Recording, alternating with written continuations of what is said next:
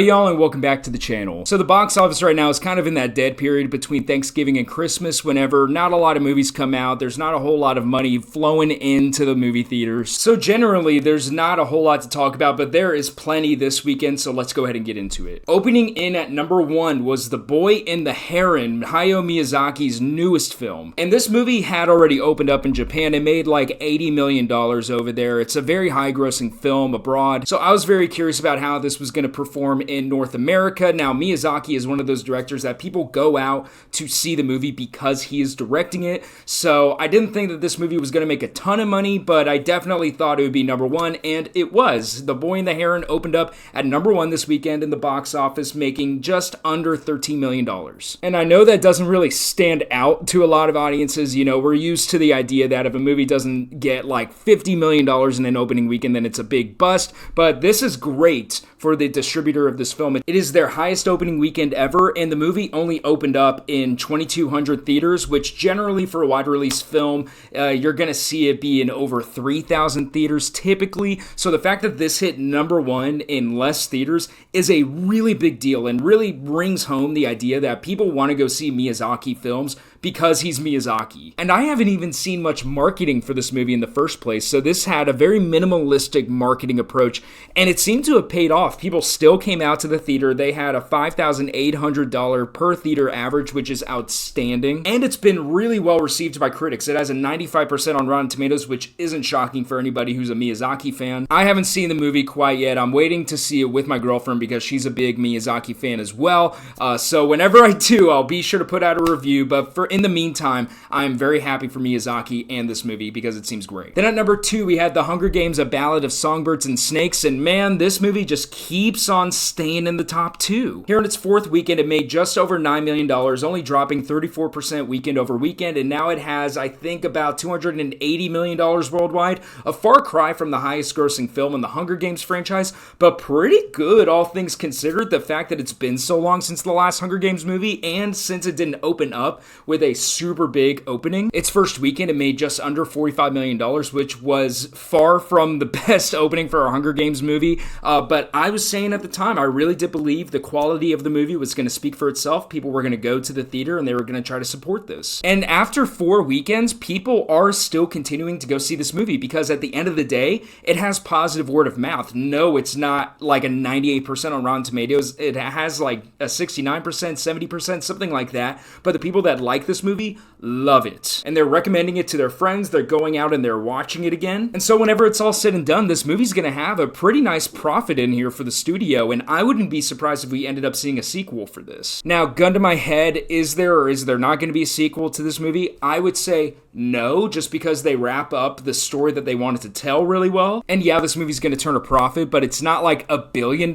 movie, so, you know, there may be demand there. I wouldn't be surprised if a sequel performed better than this, but I still don't think it would happen today. Now, we'll see how it stands in the holiday season. If it somehow manages to stay in the top 5 through Christmas, then you bet we're going to get a sequel to this. So this obviously makes me really happy. I love it whenever good movies perform well in the box office. And speaking of that, let's go ahead and get into the highest grossing Japanese movie of all time, Godzilla Minus One. Or at least from everything I can find, the biggest Japanese movie of all time in North America. In its second weekend, Godzilla Minus One only dropped 27%, which is absolutely outstanding. Now, keep in mind, it didn't open up to like $100 million, but you know what? I'll take it. Just a 27% drop shows that people want to go to the theater. They're hearing the positive word of mouth. A lot of people are saying that this is the best Godzilla movie ever made. I know for me, it's my favorite Godzilla movie, but I haven't watched like the billion Godzilla movies out there. So for what it's worth, it's my favorite, but it's not really a high bar to pass. But in its second weekend, it came in with another $8 million, not too shabby, and it has $46 million worldwide. Now that number may not be accurate at the time that I post this. Yeah, so again, right now it has 45 million, but I don't think the number that I'm seeing is taking into account this weekend's box office, so it should be at about 55. Now, it's important to keep in mind they did expand it to about 250 more theaters, so it's at about 2,500 theaters here in North America, so that probably helped out with the drop there a little bit, but still, nonetheless, it's doing fantastic. It was produced for just $15 million, and now after this weekend, it's going to have about $55 million. Now, I can't wait for the sequel to this thing, and with the low budget that this has, I wouldn't be surprised if we saw one next year. But by all means, if they keep making Godzilla movies as good as this, keep them coming. Now, the next thing I want to talk about is the steep box office drop for the Beyoncé movie Renaissance. Now, that movie dropped 77% weekend over weekend, which is terrible. And I know it's not a testament to the quality of the movie. The quality of the movie is high. It has like a 97% on Rotten Tomatoes. I've heard nothing but good things about this. But what I think it says is that everyone that wanted to go see this movie saw it in its first weekend and didn't go back. Now, this movie is not a failure at all. I believe right now it's the second highest grossing concert movie of all time, behind, of course, Taylor Swift. So this thing is a big success for what it is, but it has like $35 million worldwide right now.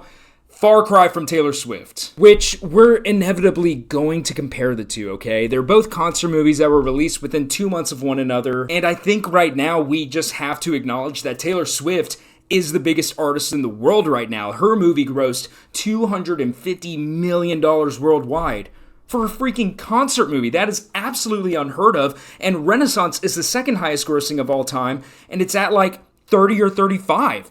The gap is unreal. And now again, that's not to say that Taylor Swift is a better artist than Beyoncé. It's not to say that her movie is better, but just she is a box office draw. And people go and they return to the theater for her movie, and clearly that's not the case for Beyoncé. Because 77% is really bad. And normally whenever you see something like that, it's because the movie's bad, but we know that's not the case here. I truly do think it's because everyone that wanted to see this saw it weekend one and then didn't return. Okay, I do want to correct myself about something. I'm glad that I fact-checked this before I posted, but Renaissance is far from the second highest grossing concert movie. It's Justin Bieber, Never Say Never, with $73 million domestically. I can't see the worldwide numbers right here, but yeah, Renaissance is far from that. And then we have a couple of movies just kind of straggling along before they get lost in the Christmas holiday and all the new releases coming up. Trolls Band Together was at number 4, Wish at number 5, Napoleon at 7, Waitress the Musical at 8, and then a few other movies there rounding out the top 10. But that's all that I got for today. Thank you guys so much for watching this video, and if you like this, consider subscribing to see more. Bye, y'all.